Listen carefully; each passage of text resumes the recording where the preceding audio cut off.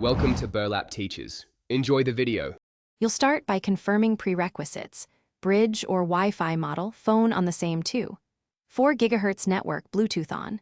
Open the August app and sign in. Once done, tap Add Device. You'll be prompted to power the lock and allow Bluetooth pairing, accept permissions.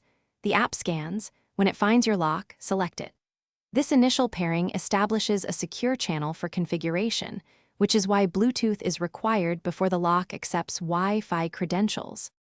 Once paired via Bluetooth, the app walks you through Wi-Fi configuration.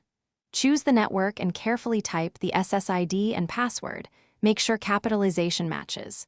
If your lock uses the August Connect bridge, put the bridge into pairing mode first and then link it to the app.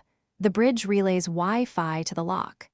The app uploads credentials to the lock over Bluetooth so it can reach your router directly. Wait until the app confirms the lock is attempting to join the network. Finish by confirming the app reports the lock as online and test remote lock and unlock.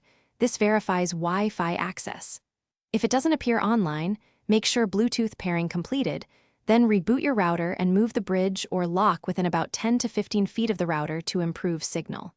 If still offline, double-check SSID/password, use a router 4 GHz band, and only perform a factory reset as a last resort to reinitiate the setup process. Thanks for watching. Consider subscribing if this video helped you.